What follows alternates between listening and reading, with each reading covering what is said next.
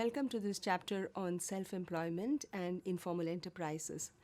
In this chapter, we will introduce the idea of informal enterprises, what constitutes them, their size of informal enterprises in some developing countries, and we'll speak about the characteristics of informal enterprises. So to define the informal enterprises, the ILO in its 15th International Conference of Labor Statisticians in 1993 defined informal sector as unincorporated enterprises owned by households. The fixed and other assets do not belong to the production units but to their owners. Hence, they do not have a legal entity of their own other than that of the household. These informal enterprises consist of three types of enterprises or people working in them. One is the employer, or we could call them the establishment. These are establishments with at least one hired worker.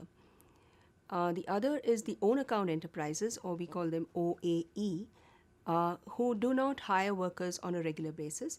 They operate only with the third category of workers here, the contributing family workers or the unpaid family helper.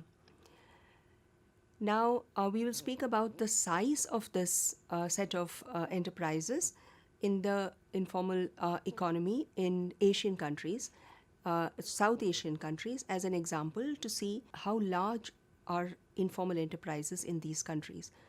If you look at the informal sector, manufacturing sector in India, the formal sector enterprises consist of only about 1%, whereas employment in the formal manufacturing sector would consist about 20% of the labor force in the manufacturing sector in India, whereas own account enterprises constitute about 85% of the enterprises, and in employment they constitute about 55 to 50% in the years 2002 and 2005 to 7.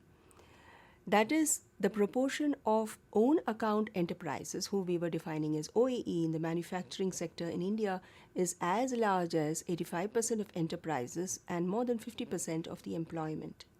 Similarly, if we talk about Bangladesh and their participation in the labor force in different sectors, the own account enterprises consist of nearly 50% of the employment.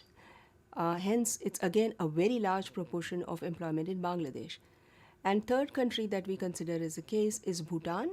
And there again, if you look at the participation of informal enterprises in the economy, they constitute about, own account enterprises in Bhutan constitute about 35% of the workforce. So as you can see, in the South Asian countries, the proportion of own account enterprises is extremely large. And these are, as we will see, with a scale of production which is very small. This might not be true of the developed countries. Like in the United States, self-employment would constitute about 4 to 5% only, and very few own account enterprises as such. And so would it be for Europe, though these proportions are increasing.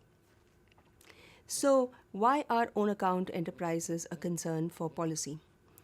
It is because the characteristics of these own account enterprises is strikingly different from that of the establishment or the enterprises that hire workers. Own account enterprises, as we said before, are those that do not on a regular basis hire workers, and they operate mostly with contributing family members. So their scale of operation is much smaller than that of establishments. In terms of, if you define scale of production in terms of value of assets and value of gross value added per worker, that is, in some sense, their profits or their incomes. Comparing rural and urban own account enterprises versus establishments, own account, the value of assets among male enterprises is in urban areas is about 5 times that of rural areas. So there is a marked difference in the scale of operation between the rural and urban areas in India, if we take that as an example. But if you look at the value addition per worker, it would be higher by about 1.5 times in urban areas as compared to rural areas. If you take the female enterprises, then their value of assets between rural and urban is much in variation. A greater variation exists, and female enterprises in urban areas have 10 times the value of assets as compared to rural areas. whereas their gross value added is not that different from the male enterprises. It is about 1.7 times. That is, the urban enterprises are generally more productive, have higher size of assets, and are generally more productive than those in rural areas. Then if we look at the differences between establishments and own account enterprises by gender in urban and rural areas, in urban areas and in rural areas as such, there isn't much difference in the value of assets. We are talking about the value of fixed assets. There isn't much difference by gender, and there isn't much difference by way of value addition per worker either. In rural areas, it is a little higher by 1.4 times in male enterprises as compared to female enterprises. When we say male and female enterprises, we are talking about ownership of enterprises. Enterprises owned by male and enterprises owned by female. So when we go to the sector which we are interested in, which are own account enterprises, as we showed the 3 countries earlier, a very large proportion working as in own account enterprises. Among, by gender, about 12% of own account enterprises in India are operated by women. And if you look at the male-female differences in assets and value addition in urban and rural areas, in urban areas, male enterprises have like double the value of assets than female enterprises, and in rural areas, they have 3 times the assets as compared to women enterprises, own account enterprises. What this basically means is that the value of the scale of operation, the value of assets, implies that their scale of operation would be higher in among male enterprises as compared to female enterprises. But overall, as we showed earlier, the scale of operation of own account enterprises is much lower than that of establishments. There isn't so much of a difference between rural and urban differences as when we go for the value addition per worker, but both urban and rural areas, the own account enterprises of males have a value addition which is at least double that of females. That is basically to say, to summarize this, own account enterprises are smaller in their scale of operation by way of value of assets and by way of value addition per worker. They are larger in urban areas, and male enterprises are generally larger in their scale of operation as compared to female enterprises.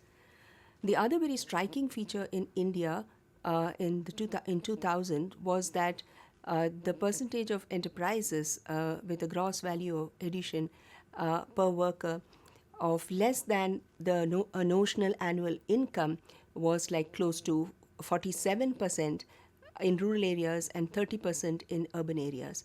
So now this is the reason why this whole issue of own account enterprises, their size and the smallness of their scale of operation becomes a concern for policy, because their earnings that come from there or the profits that come out of this is way below what can be considered a national annual income. So to wrap up and summarize this session on informal enterprises, we have been speaking about the differences in the scale of operation of establishments and own account enterprises. Establishments are those that operate with at least one hired worker, and own account enterprises are those that operate without a hired worker on a regular basis and with contributing family members. As we saw, the size of the economy of own account enterprises is very large in the South Asian countries of India, Bhutan and Bangladesh. And in India specifically, we were speaking about the difference in the scale of operation of even the own account enterprises, which are the relatively smaller enterprises, where the urban enterprises seem to have a higher scale of production in terms of value of assets and gross value addition per worker, and the male enterprises also had a higher scale of operation in terms of value addition and value of fixed assets. Thank you very much for joining us in this session on informal enterprises.